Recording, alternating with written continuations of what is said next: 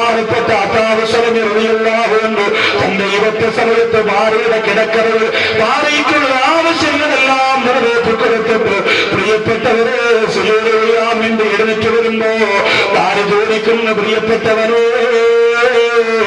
ഇശാ നമസ്കാരം കഴിഞ്ഞ് പിന്നെയും മണിക്കൂറുകളോളം സുന്നത്ത് നിസ്കരിച്ച് ഒരുപാട് സമയം ദുആ ചെയ്തിട്ട് കിടക്കാൻ വന്നവരല്ലേ നിങ്ങള് പിന്നെ എന്തിനാ വീണ്ടും പോയി ഇബാദത്ത് ചെയ്യുമെന്ന് പറഞ്ഞപ്പോ ആ മനുഷ്യൻ പറഞ്ഞ മറുപടി എന്തെന്നറിയോ ആർക്കും തുറക്കാൻ കഴിയാത്ത രീതിയിൽ അല്ലാഹുവിന്റെ കണ്ണടയ്ക്കുന്നതിന് മുമ്പ് എനിക്ക് തുറക്കാൻ പറ്റുന്ന രാത്രികള് എന്റെ അല്ലാഹ് കൊടുക്കണ്ട പിന്നെ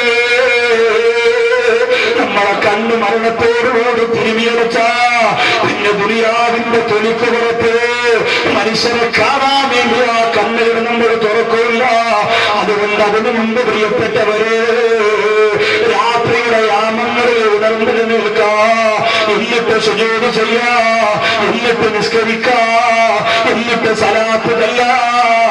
മദീന കാണണമെന്ന് ആഗ്രഹിക്കുന്ന ചെറുപ്പക്കാരാ, ലക്ഷക്കണക്കാറ് സ്വലാത്ത് ഇതിലും ചൊല്ലിയിട്ട് കാത്തിരിക്കുന്ന പ്രിയപ്പെട്ട കൂട്ടരെ, പാതിരാ സമയത്ത് അല്ലാഹുവിന്റെ ഹബീബിന് വേണ്ടി സ്വലാത്ത് ചൊല്ലി പോകാറുന്നു.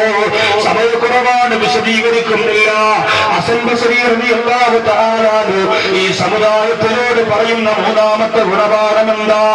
നാളെയിൽ നിന്ന് മനുഷ്യൻ പഠിക്കാനുള്ള മൂന്നാമത്തെ ഗുണപാഠം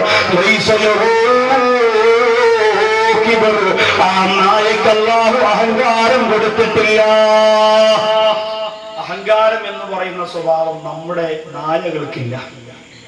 നിങ്ങൾ പറയും പോലീസ് നായക്കുണ്ടല്ലോ സാറേ. ഇല്ല, പോലീസ് നായ ഉള്ളവർക്കാണ് അഹങ്കാരം, പോലീസ് നായക്ക് അഹങ്കാരം ഇല്ല. പോലീസ് നായ AC ഇട്ട വാഹനത്തിൽ സഞ്ചരിക്കണമെന്ന് തീരുമാനിക്കുന്നത് നായല്ല, മനുഷ്യനാണ്.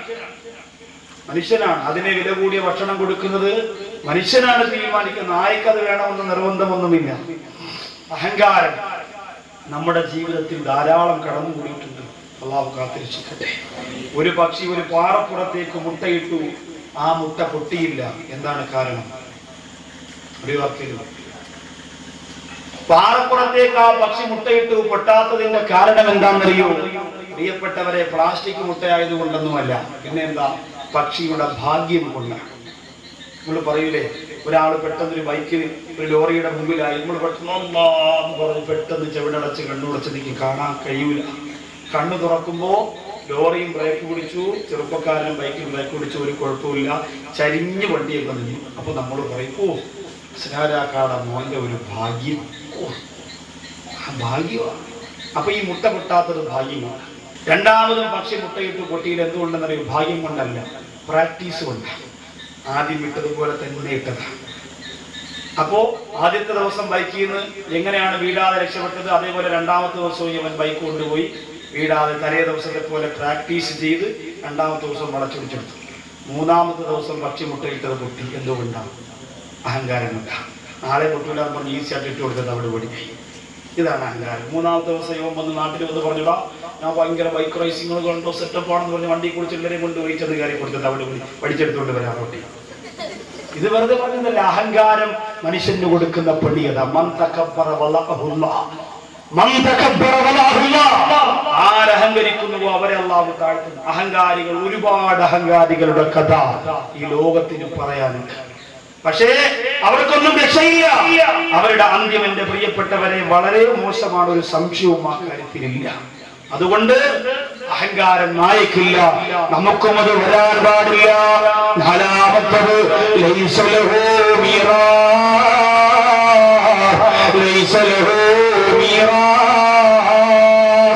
ആ നായക്ക് അനന്തര സ്വത്തില്ല. ആ നായ മരണപ്പെട്ടാൽ മക്കൾ കടിപിടി കൂടുന്നില്ല സ്വത്ത് വിഭജിച്ചെടുക്കാൻ. നായക്ക് അനന്തര സ്വത്തില്ല. മനുഷ്യൻ ഇങ്ങനെ മരിക്കണം എന്നല്ല, മനുഷ്യൻ അവന് കൊടുത്ത സമ്പത്ത് അള്ളാഹുവിന്റെ അടുത്ത് കണക്ക് പറയാൻ പറ്റാത്ത രീതിയിൽ ചെലവഴിച്ചു കൊണ്ടുപോകണം. അള്ളാഹുവിന്റെ ചോദ്യത്തിന് മുന്നിൽ പതറിപ്പോകുന്ന അവസ്ഥയിലാവരുത്. അതാണ് ഈ നാലാമത്തെ നമുക്ക് പഠിക്കാൻ. ഒരു വാപ്പ മരിക്കാൻ നേരത്തെ എല്ലാവരും നോക്കുന്നു. മകനടുത്ത് നിന്ന് വെള്ളം കൊടുക്കുമ്പോൾ വാപ്പ മകനെ നോക്കിയിട്ട് കാണിക്കുന്ന ഒരു ആംഗ്യമാണ്. മോനെ ഇങ്ങനെ സംസാരിക്കാനും വയ്യ, ഇങ്ങനെ കാണിച്ചിട്ട് ഇങ്ങനെ കാണിച്ചു. മോനേന്ന് വിളിച്ചിട്ട് എല്ലാവരും നോക്കാണ്. വാപ്പ നെഞ്ചിലേക്ക് ചൂണ്ടിയിട്ട് ഇങ്ങനെ കാണിച്ചിട്ട്, മോനെ ചൂണ്ടി കാണിച്ചിട്ട് ഇങ്ങനെ. എല്ലാരും പറഞ്ഞു, എടാ 10 രൂപ എവിടെ കൊടുക്കാനാ പറയണടാ വനായ എൻ്റെ അടുത്ത്. അപ്പൊ മോൻ പറഞ്ഞു, അങ്ങനെയല്ല പറഞ്ഞ, പിന്നെ വാപ്പ പലിശയ്ക്ക് കൊടുത്തുകൊണ്ടിരുന്നത് 5 രൂപയ്ക്കാ, നീ 10 രൂപയ്ക്ക് കൊടുക്കണോ? അതാ വാപ്പ കൊടുത്തുകൊണ്ടിരുന്നത് 5-നാ, അത് നഷ്ടമായി പോയി മോനെ.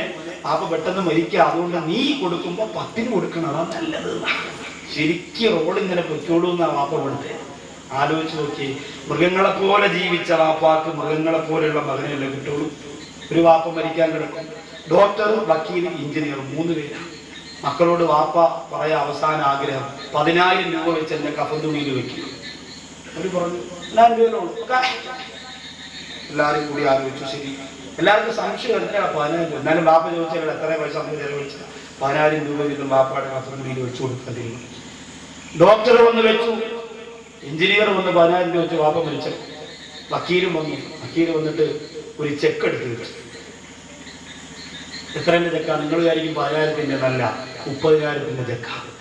ഈ ചെക്ക് അങ്ങോട്ട് വെച്ചിട്ട് വാപ്പാടെ പുറത്തിരിക്കുന്ന ബാക്കി 20,000 എടുത്ത് വക്കീല് ബാങ്കിനകത്ത് ഇട്ടിട്ട് പറഞ്ഞു, വാപ്പാക്ക് ആവശ്യമുള്ളപ്പോൾ ബാങ്കിൽ കൊടുത്തിട്ട് പാവല്ലേ. കൈ വിട്ടുപോകാൻ വാപ്പാടെ ഗുണം, 10 ഗുണം 10 ഗുണം എന്ന് പറഞ്ഞത് വെറുതെ പഴഞ്ചൊല്ലാട്ടം തള്ളിക്കളയണം, അങ്ങനെ തന്നെ വരുള്ളൂ. അതുകൊണ്ട് നന്മയുടെ മക്കളായി മക്കൾ മാറണമെങ്കിൽ മാതാപിതാക്കൾ നന്മയുടെ ഭാഗത്ത് നിന്നാണ് അവർക്ക് വെള്ളം ഒഴിച്ചു കൊടുക്കേണ്ടത്. അവർക്ക് അനന്തര സ്വത്തില്ല, നായിക്ക് അനന്തര സ്വത്തില്ല, അനന്തര സ്വത്തില്ലാതെ ലോകത്ത് മരണപ്പെട്ടു പോയവരുടെ ചരിത്രം നിങ്ങൾക്ക് പറയാൻ പറ്റുമെങ്കിൽ എന്റെ പ്രിയമുള്ളവരെ, അല്ലാഹുവിന്റെ റസൂൽ സ്വർഗം കൊണ്ട് സന്തോഷവാർത്ത അറിയിക്കപ്പെട്ട 10 പ്രിയപ്പെട്ട സഹാബിവര്യന്മാരെ അവർ മരണപ്പെടുമ്പോ അവരുടെ സ്വത്തുക്കളുടെ അനന്തരം എടുത്തു കൊടുക്കാൻ കോടികളുടെ ആത്മവർക്കുണ്ടായിരുന്നില്ല. ഒരുപാട് സ്വത്തുക്കളുമായി പരിശുദ്ധ ഇസ്ലാമിലേക്ക് കടന്നുവന്ന മക്കളിലേറാണിയെന്ന് ഷഹീറ മണിവിളക്ക് ഭീനിലെന്നും നസീബ മുത്തുനബീ മാണിക്കക്കലിന്റെ നാമം ഖദീജ മൻസൂഖ മഹബൂബ മൻസൂഖ മൻസൂഖ മഹബൂബ മൻസൂഖ റസൂലുള്ളാഹിയുടെ പ്രിയപ്പെട്ടവളാണ് ഖദീജ. ഒരു മുത്തുമാലയാണ് പെണ്ണുപോൽ കടമ്പലും കൊടുത്തത്. അനന്തര സ്വത്തായിട്ടൊന്നുമില്ല. അങ്ങനെ നൂറുകണക്കാറ് സഹാബത്തിന്റെ കഥ പറയാനുണ്ട്. ലോകത്തിൽ നിന്ന് വിട പറയുന്ന സമയത്ത് പൊന്നാന നബിതങ്ങൾ തന്റെ പ്രിയപ്പെട്ട മഹതിയായ ആയിഷ റളിയല്ലാഹു അൻഹയോട് പറഞ്ഞത്, ആയിഷ 7 ദിർഹം, മറ്റൊരഭിപ്രായത്തിൽ 6 ദിർഹം ഞാൻ മാറ്റി വെച്ചിട്ടുണ്ട് ആയിഷ. അശറായിൽ വരുന്നതിന് മുമ്പ് അതിനെ നീ ചിലവഴിച്ചോ ആയിഷ. ആ പണത്തിന്റെ കാര്യമോർത്തുകൊണ്ട് മാറി എനിക്കും ഈ ദുരൂഹമായിട്ട് എന്തുകൊണ്ടാണ് ചോദിച്ചുകൊണ്ട് അത് സുരക്ഷതയാ പറഞ്ഞ അല്ലാഹുവിന്റെ ഹബീബിന്റെ അന്യാറുകളാണ് ഞാനും നിങ്ങൾ. മക്കൾക്കൊന്നും കൊടുക്കണ്ടെന്ന് പറയുന്നില്ല, കുടുംബത്തിനൊന്നും കൊടുക്കണ്ടെന്ന് പറയുന്നില്ല. പക്ഷേ ഒരു മനുഷ്യന്റെ പരിധിക്കപ്പുറത്തേക്ക് വാരിക്കൂട്ടി വെക്കുന്നവര് ഇവിടെ, വാരിക്കൂട്ടി വെച്ചവരിവിടെ, സ്വർണത്തിലൂടെ കിടന്നിറങ്ങിയിരുന്നവരിവിടെ, രാജകുമാരന്മാരെ പോലെ ജീവിച്ചിരുന്നവരിവിടെ. എന്റെ പ്രിയപ്പെട്ട ചെറുപ്പക്കാരാ, നിങ്ങൾക്ക് പണം വരുമ്പോ, പവർ വരുമ്പോ, തന്തേടം വരുമ്പോ, വില കൂടിയ വാഹനം കയ്യിൽ വരുമ്പോ എല്ലാം മറന്നുകൊണ്ട് ആനന്ദത്തോടെ ജീവിക്കണമെന്ന് നിങ്ങൾ മോഹിക്കുമല്ലോ. അതുപോലെ ജീവിച്ച തിരുവനന്തപുരം ജില്ലയുടെ കാട്ടാക്കടയിലുള്ള ഒരു പ്രിയപ്പെട്ട സഹോദരൻ, നല്ല സൗന്ദര്യമാണ് കാണാ, നല്ല ആരോഗ്യമാണ് പ്രിയപ്പെട്ടവർ. അവസാനം മരിച്ചു കിടന്നപ്പോ ഒരു 3 കഫൻ തുണിയുടെ ഒരു തുണിയെ 3ആയിട്ട് മുറിച്ച പൊളിഞ്ഞെടുക്കാൻ പറ്റുന്ന ശരീരം മാത്രമായി ചുരുങ്ങിപ്പോയി. എന്തുകൊണ്ടെന്നറിയോ? അല്ലാഹു 4.5 വർഷം കിഡ്നിയുടെ തകരാറ് കൊടുത്തു. ആ സഹോദരന്റെ ശരീരം എരിഞ്ഞടങ്ങിപ്പോ. അല്ലാഹുവിന്റെ ഹബീബിനെ മറന്നുപോലെ യുവത്വമേ, പള്ളിയുടെ മുന്നിലൂടെ നിസ്കരിക്കാൻ നേരമില്ലാതെ സിനിമാലോകത്തിന് പിന്നാലെ പറക്കുമ്പോഴുന്ന എന്റെ പ്രിയപ്പെട്ട കൂട്ടരെ, റമദാൻ മാസം അങ്ങനെ മാറ്റല്ലേ എന്റെ പ്രിയപ്പെട്ടവരെ. ഈ റമദാനാശത്തെ കായംകുളത്തും കരുനാഗപ്പള്ളിയിലൊന്നും പറഞ്ഞു വരാൻ എന്നെ കൊണ്ട് പറ്റില്ല. ഞാൻ ജോലി ചെയ്യുന്ന അത്തക്കുളങ്ങര പള്ളിയുടെ പരിസരത്തുള്ള നൂറുകണക്കായ ചെറുപ്പക്കാർ ഇന്ന് ജുമയ്ക്ക് പോയപ്പോഴും ചോദിച്ചതാ, ഉസ്താദേ അടുത്ത ആഴ്ച വന്നിട്ട് മടങ്ങിപ്പോയാ ഇവിടെ തന്നെ നിൽക്കോ? റമദാനാണല്ലോ, 30 ദിവസവുമാ നാട്ടിലുള്ള എന്റെ ചെറുപ്പക്കാർക്ക് വേണ്ടി എന്റെ രാത്രിയും പകലും ഞാൻ കൊടുക്കാറ് കാര്യമുണ്ടെന്നറിയോ? അല്ലാഹുവിന്റെ പരിശുദ്ധ ദീനിന് വേണ്ടി എന്റെ ചെറുപ്പക്കാർ അണിനിരന്നല്ലേ പറ്റോ? തിരുവനന്തപുരമല്ലേ പ്രിയപ്പെട്ടവര്, കഞ്ചാവ് വേട്ടയിൽ പിടിക്കപ്പെട്ടവർ കണ്ടില്ല. കോളേജിൽ പോകുന്ന കൂട്ടുകാർ തോളത്ത് നോക്കിയിട്ട് കൊണ്ടുപോകുന്ന ബാഗിന്റെ അകത്ത് പോലും കോടിക്കണക്കിന് രൂപയുടെ മയക്കുമരുന്ന് കണ്ടെത്തിപ്പോയെങ്കിൽ നമ്മൾ ശ്രദ്ധിച്ചല്ലേ പറ്റൂ. ശരിയും കഥയും തമാശയുമായി കഴിഞ്ഞോടിയാൻ നടക്കൂല. കഴിഞ്ഞ പരിശുദ്ധ റമദാൻ മാസത്തിൽ ഒരു പ്രിയപ്പെട്ട ചെറുപ്പക്കാരൻ പൊട്ടിക്കരന്നുകൊണ്ട് പറഞ്ഞതാ, ഉസ്താദേ എല്ലാവരും ഖുർആൻ ഓതുന്നുണ്ട്, എനിക്ക് ഖുർആൻ ഓതാൻ അറിയില്ല, അല്ലാഹുവിന്റെ പരിശുദ്ധ ഖുർആൻ ഓതാൻ എനിക്കറിയില്ല എന്ന് പറഞ്ഞ് പൊട്ടിക്കരഞ്ഞൊരു ചെറുപ്പക്കാരനാണ്. പിന്നെയോ റമദാൻ കഴിഞ്ഞിട്ട് 2.5 മാസം വരെ ഒരു വഖത്ത് നിസ്കാരം പോലും കലാകാറ് കൃത്യമായി നിസ്കരിച്ചുകൊണ്ടിരുന്ന ഒരു പ്രിയപ്പെട്ട സഹോദരൻ, ആ സഹോദരനെ കൂട്ടുകാരൻ വിളിച്ചുകൊണ്ട് പോയി കരഞ്ഞുകൊണ്ട് ഫോൺ വിളിച്ചു പറഞ്ഞു, ഉസ്താദേ എന്നെ നന്നാവാൻ ഇവന്മാർ സമ്മതിക്കൂല, ഇന്നലെ ഞാൻ കല്ല് കുടിച്ചു ഉസ്താദേ, ജീവിതത്തിൽ ഞാൻ നിർത്തിവെച്ചു പോയ 7 മാസം കൊണ്ട് തൊടുവില്ലാന്ന് പറഞ്ഞു പോയ റമദാനിന്റെ 27 ആവതക്കമുള്ള ദിവസങ്ങളിൽ അല്ലാഹുവിന്റെ പരിശുദ്ധമായ പള്ളിക്കകത്ത് പൊട്ടിക്കരഞ്ഞുകൊണ്ട് പ്രവാചകന് തീരുമാനമെടുത്തോടെ കണ്ണുണ്ടല്ലോ, അത് ഞാൻ വീണ്ടും ഇന്നത് കുടിച്ച ഉസ്താദേ എന്നെ എന്റെ കൂട്ടുകാർ അനുവദിക്കില്ല എന്ന് പറഞ്ഞുകൊണ്ട് കണ്ണിലേക്ക് മയങ്ങിപ്പോയ, പെണ്ണിലേക്ക് മയങ്ങിപ്പോയ, സിനിമയിലേക്ക് മടങ്ങിപ്പോയ, ഉത്സവത്തിലേക്ക് മയങ്ങിപ്പോയ, മയക്കുമരുന്നിലേക്ക് വിരിച്ചുപോയ ആ സമുദായത്തിന്റെ ചെറുപ്പക്കാർ ഇനി ഇസ്ലാമിന് പിരിച്ചു കിട്ടാറില്ല പാടാ. അതുകൊണ്ട് എന്റെ മുമ്പിലിരിക്കുന്ന യുവത്വമേ കൈവിട്ട് കളയല്ലേ, കരുത്താറയുമാണ് ആർജവത്തോടെ മുറുകെപ്പിടിച്ചോ. പടച്ചറപ്പിന്റെ ദീന് നമുക്കുള്ളതാ, ആഘോഷത്തോടെ ചങ്കുറത്തോടെ ചങ്കൂറ്റത്തോടെ നിൽക്കാൻ നമുക്ക് സാധിക്കണം. എവിടെ കിടന്ന് മരിച്ചാലും ഈ ശക്തിയുള്ള ഈ പറഞ്ഞുകൊണ്ട് മരിക്കാം. എന്റെ പ്രിയപ്പെട്ടവരെ നമുക്ക് കഴിയണം, പോക്കറ്റിനകത്ത് കിടക്കുന്ന കാമുകിയുടെ ഫോട്ടോ കണ്ട് മരിക്കുന്നവരാവല്ലേ. സിനിമാനന്മാരുടെ ഫ്ലക്സ് ബോർഡ് വീടിന്റെ പുരയിടത്തിലുണ്ടാക്കി വെച്ചിട്ട് അതിൻ്റെതാണ് നിന്നെ ഒരിക്കലും എടുക്കാൻ കഴിയാത്ത ഭാരമുള്ള പേരെഴുതി വെച്ചിട്ട് ആ സിനിമാശയെ നടക്കുന്ന ചെറുപ്പക്കാരാ. 5ാമത്തെ കാര്യം അത് കനാത്ത് ഉള്ളത് കൊണ്ട് പൊരുത്തപ്പെടില്ല, ഉള്ളത് കൊണ്ട് പൊരുത്തപ്പെടില്ല. നായയെ സംബന്ധിച്ചിടത്തോളം അതിന് ഇന്നത് തന്നെ വേണം എന്നൊന്നുമില്ല. മെത്തേലേക്ക് കിടക്കൂ, കട്ടിലേക്ക് കിടക്കൂ, അങ്ങനെയൊന്നും. ഉള്ളത് കൊണ്ട് പൊരുത്തപ്പെടുന്ന ഒരു സ്വഭാവ രീതി മനുഷ്യൻ ഉണ്ടാക്കിയെടുത്താൽ അൽഹംദുലില്ലാ ചില സ്ഥലത്തൊക്കെ പോകുമ്പോൾ ചെറിയ ബുദ്ധിമുട്ടുകളും പ്രശ്നങ്ങളും ഒക്കെ നമുക്ക് നേരിടേണ്ടി വരും. അതൊക്കെ നമുക്ക് അഭിമുഖീകരിക്കാൻ കഴിയും. മാത്രമല്ല അള്ളാന്റെ ഹബീബ് ലോകത്തോട് പറഞ്ഞ ഏറ്റവും വലിയ ഒരു ഉത്തമ സ്വഭാവ ഗുണമാണ് അൽ ഖനാഅത്തു എന്നത്. ഉള്ളത് കൊണ്ട് അള്ളാഹു തന്നത്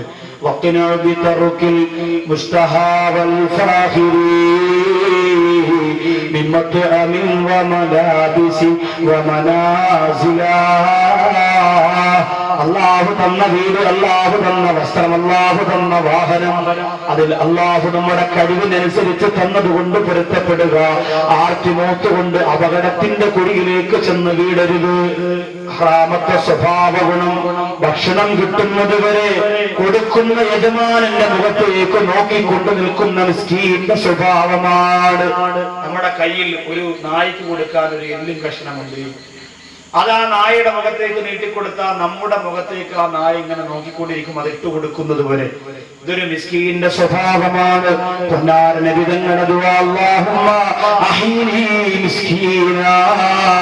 എന്നെ ഒരു മിസ്കീനായി ജീവിപ്പിക്കണല്ല. 7ാമത്തെ സ്വഭാവ ഗുണം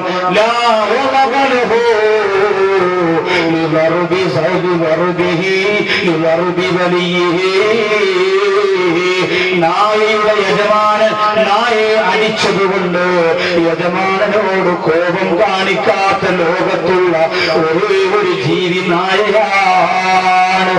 യജമാനൻ അടിച്ചാൽ യജമാനനോട് ദേഷ്യം കാണിക്കുകയില്ല. എത്രയോ നായകളെ വീടിന്റെ മുതലാളി അടിക്കുന്നു, ആ വീട് കാവൽ ഏറ്റെടുത്ത നായ വീണ്ടും ആ വീട് കാവല് വേണ്ടി ഇറങ്ങി ഓടിയാൽ എന്ത് ചെയ്യൂല.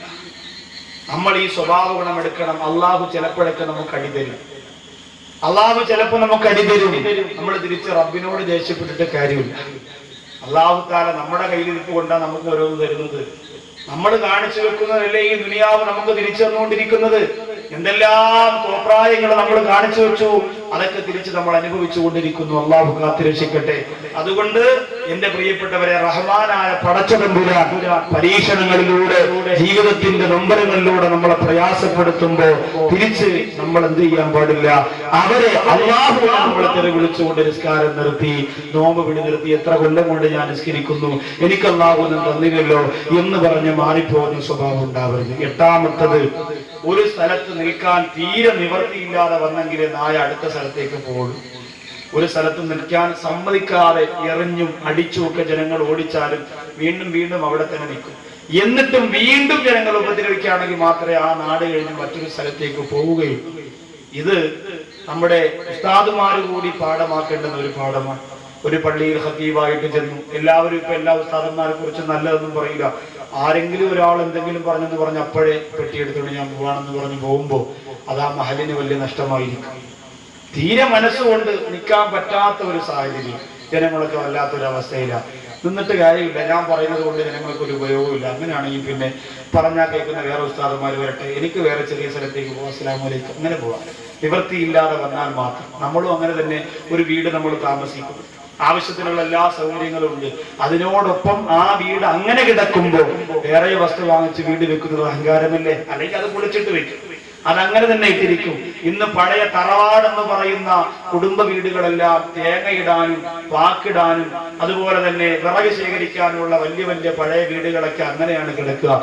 എത്രയോ പേര് കിടക്കാടമില്ലാതെ കഷ്ടപ്പെടുന്നു. അള്ളാഹു കാത്തുരക്ഷിക്കട്ടെ. ഒൻപതാമത്, രാത്രി നായയ്ക്ക് ഒരു പിടി ഭക്ഷണമാണ് കിട്ടിയതെങ്കിലും, ഇതൊക്കെ ഒരുപാട് വിശദീകരിക്കാനുള്ളതാ, പക്ഷെ അത് വിശദീകരിക്കുന്നില്ല.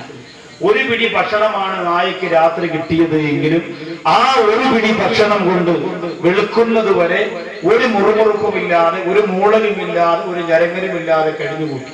നമ്മളാണെങ്കിലും യാത്ര പോവാൻ നേരത്ത്, ഞാനും എന്റെ ഭാര്യയും കൂടെ യാത്ര പോവാൻ നേരത്ത് ഉമ്മ പറയാൻ, അമ്മായി പറയാൻ, മോനെ തിരിച്ചു വരുമ്പോ ഹോട്ടൽ സെന്ററിൽ നിന്ന് നല്ല മട്ട സൂപ്പ് വാങ്ങിച്ചുകൊണ്ട് വരണം. ഉമ്മാക്ക് വലിയ ആഗ്രഹമാണ് കഴിക്കാൻ. കാരണം ഉമ്മാക്ക് കൂടെ പോകാൻ പറ്റുന്നില്ല, വരുമ്പോഴും സമ്മതിക്കൂല. അങ്ങനെയാണെങ്കിൽ ഇങ്ങനെയെങ്കിലും ഒരു ഉപയോഗം ഉണ്ടാവട്ടെ എന്ന് തിരിച്ചു വന്നപ്പോഴാ ഓർക്കണേ, അല്ലോ മാവിക്ക് സൂപ്പ് വാങ്ങിച്ചില്ല. അപ്പൊ എന്ത് ചെയ്തു, അപ്പുറത്തെ ശങ്കരൻ ചേട്ടന്റെ തട്ടയുടെ 2 ദോശയും ഇച്ചിരി മുട്ട ഓംപ്ലേറ്റൊക്കെ വാങ്ങിച്ച് പൊതിഞ്ഞ് കൊണ്ട് കൊടുക്കുക. ഇത് കൊണ്ട് കൊടുത്താൽ ഉമ്മ ഇതങ്ങോട്ട് വെളുക്കുന്നത് വരെ ചെവി കേൾക്കാൻ കഴിയും. തേനീച്ച മൂളണ പോലെ മൂളല് ഉമ്മ കിടക്കണ ഭൂമിയിൽ നിന്ന് കേട്ടുകൊണ്ടിരിക്കും. ഇത് മനുഷ്യന്റെ അവസ്ഥയാണ്. ഒരു നായക്ക് നിങ്ങൾ 2 ദിവസം വീട്ടിലില്ല, യാത്ര പോയിരുന്നു, തിരിച്ചു വന്നപ്പോഴാണ് ഓർക്കണം, വീട്ടിൽ നായ ഉണ്ടല്ലോ, ഭക്ഷണം കൊടുത്തില്ല, ഇച്ചിരി ബ്രെഡ് വാങ്ങിക്കൊണ്ട് വരാം എന്ന് പറഞ്ഞ് ഒരു ബ്രെഡേ കിട്ടുള്ളൂ കൊണ്ടുവന്ന് കൊടുത്താലും കൊടുത്തില്ലേലും അതങ്ങനെ കിടന്നോളും. എന്ത് നല്ല സ്വഭാവമാണ്. പട്ടിണി നമ്മൾ അറിയണം, സങ്കടം നമ്മൾ അറിയണം. ഒരു പള്ളിയിൽ നമ്മൾ നോമ്പ് തുറക്കാൻ വേണ്ടി ഓടി വന്നപ്പോ ഈത്തപ്പഴം തീർന്നു പോയി. ഉടനെ ആരുടെ അവിടുത്തെ സെക്രട്ടറി ഓടി ഇവിടെ തളർന്നു വന്നപ്പോ ഈത്തപ്പഴം പോലും കിട്ടാനില്ല. അലാക്കിന്റെ ഔലിങ്കഞ്ഞാണ് ഇവിടുത്തെ റമദാനെന്നും പറഞ്ഞ് ആടി പൊടി വെള്ളപ്പൊക്കെ നാശമുണ്ടാക്കി തറാവീന് കൊടുക്കാൻ പറ്റുന്ന ബിരിയാണിയുടെ ചെമ്പിരി ചവിട്ടിയിട്ട് ഇറങ്ങി ഓടരുത്. ആ ഒരു അവസ്ഥ ഒരു മുസ്ലിമിന് ചേർന്നതല്ല. നായ നമ്മളോട് പറഞ്ഞു തരിക, അവനെ കിട്ടിയത് കൊണ്ട് പൊരുത്തപ്പെട്ടവൻ കഴിഞ്ഞുകൂടുന്നു. ആ സ്വഭാവ ഗുണം നിനക്ക് നല്ലതാ. 10ാമത്തവന്റെ പ്രിയപ്പെട്ടവരെ, ഹസൻ ബസ്രി റളിയല്ലാഹു അൻഹു പറയുക, ഒരു നായ യാത്ര പോകുമ്പോ ഒന്നും കരുതാറില്ല, ആകെ കരുതുന്ന ഒരു ഭക്ഷണം തവക്കൽതു അലല്ലാഹ്. لو أنكم تتوكلون حق توكله لرزقكم كما يرزق الطير تغدو خماصا وتروح بطانا. അള്ളാന്റെ റസൂൽ പറയുന്നു, ബലമേൽപ്പിക്കുന്ന പോലെ പടച്ച റബ്ബിനെ കാര്യങ്ങൾ ഏൽപ്പിച്ച പറന്നു പോകുന്ന പറവകൾക്ക് അല്ലാഹു ഭക്ഷണം കൊടുക്കുന്ന പോലെ റഹ്മാനായ റബ്ബ് നിങ്ങൾക്ക് ഭക്ഷണം തരുന്നതാ. പ്രഭാതത്തിൽ ഒട്ടിയ വയറുമായി പോയി വൈകുന്നേരം നിറഞ്ഞ വയറുമായി മടങ്ങി വരുന്ന പക്ഷികളെ പോലെ അല്ലാഹു ഭക്ഷണം തരുമെന്ന് പറയുമ്പോ അങ്ങനെയുള്ള മുഅ്മിനീങ്ങളായി അല്ലാഹു നമ്മെ തിരഞ്ഞെടുക്കട്ടെ. മനസ്സിൽ തവക്കുലുള്ള, ഈമാനുള്ള, മനുഷ്യത്വമുള്ള, നന്മയുള്ള, മനുഷ്യന്റെ സങ്കടം കണ്ട സങ്കടം വരുന്ന, സന്തോഷം കണ്ട സന്തോഷം വരുന്ന, മാനുഷിക നന്മയെ ഊട്ടി ഉറപ്പിക്കുന്ന സൽസ്വഭാവം അല്ലാഹു നമുക്ക് തരട്ടെ.